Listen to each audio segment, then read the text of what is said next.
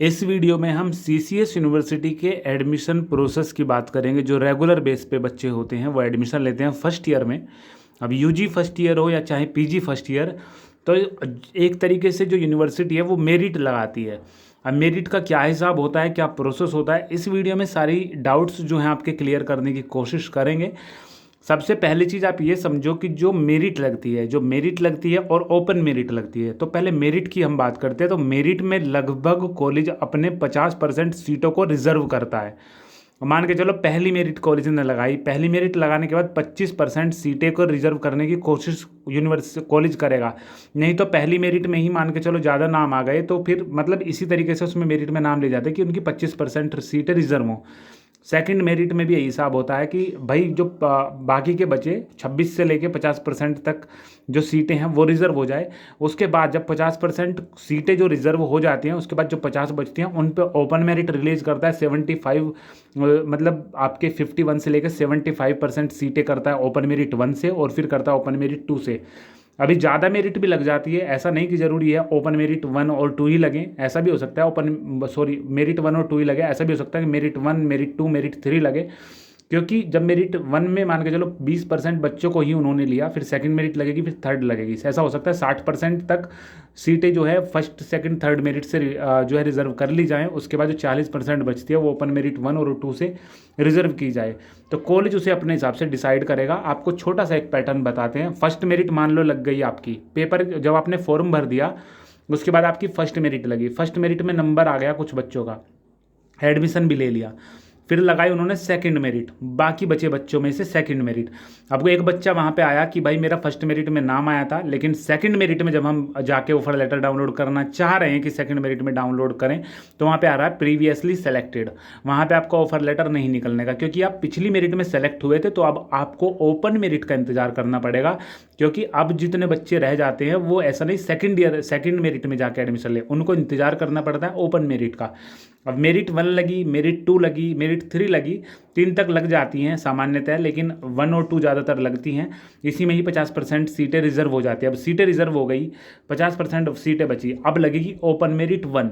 Open merit 1 जो होती हैं हर उन बच्चे का निकलता है जो पहले मतलब जिन्होंने एडमिशन में नंबर आया था पहली मेरिट में लेकिन एडमिशन नहीं ले पाए थे, उनका भी निकलता है वो। तो वो क्या करेंगे, डाउनलोड करेंगे, उस पर आपका कॉलेज वगैरह के नाम आते हैं लिखे हुए, अपने आप कोर्स आता है, क्लासेस, सब चीज़ें मतलब टोटल चीज़ें आती है। आपको सिर्फ कॉलेज में जाके जमा करना होता है। तीनों कॉलेज के वो निकलते हैं ऑफर लेटर ओपन मेरिट 1 में। ओपन मेरिट 1 में अगर आपने 3 कॉलेज भरे थे तो तीनों के निकलते हैं। मेरिट में जो फर्स्ट सेकंड थर्ड मेरिट होती है बस उन्हीं का ऑफर लेटर निकलेगा जो आपको सेलेक्ट करेगा। ओपन मेरिट में सभी के ऑफर लेटर निकलने शुरू हो जाते हैं। अब जब मान लो आपने देखा कि भाई मेरे तीनों कॉलेज के ऑफर लेटर निकलने हैं, तो आप पहली जो अच्छा कॉलेज है उसमें जाके ट्राई कर सकते हो कि भाई आपका नंबर आएगा या नहीं आएगा।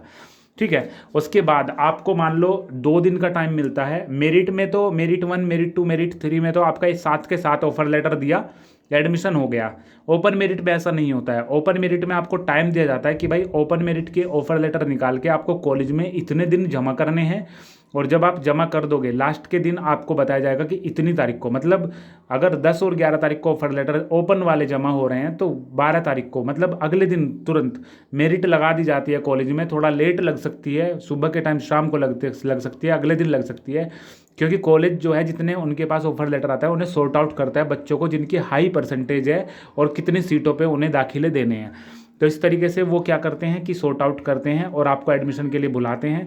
अगर आपको ओपन मेरिट के 2 दिन ऑफर लेटर जमा होते हैं तो अगले दिन आप मेरिट में देखने में जाओगे कि भाई आपका नाम आया है या नहीं, तब जाके आप जाके उसमें एडमिशन लोगे।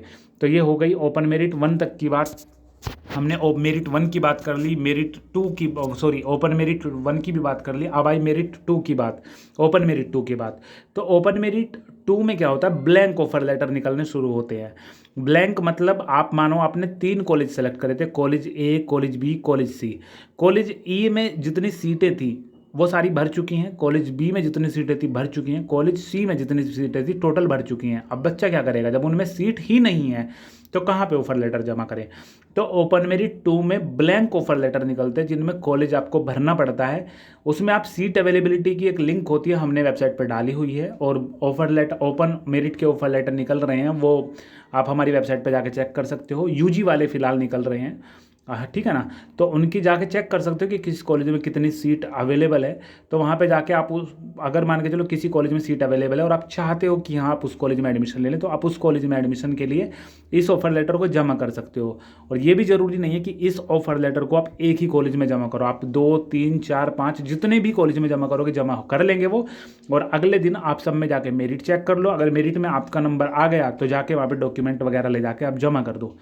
तो ये प्रोसेस होता है मेरिट 1, मेरिट 2, मेरिट 3, या फिर ओपन मेरिट 1, ओपन मेरिट 2, या फिर ओपन मेरिट जो ब्लैंक ओपन वाली होती है 1 और 2, ठीक है ना। इस तरीके से एडमिशन को लिया जाता है। बाकी कुछ बच्चे फिर हमसे पूछते हैं कि भाई हमारा जो है रेगुलर में हो ही नहीं पाया किसी वजह से, हम अब क्या करें।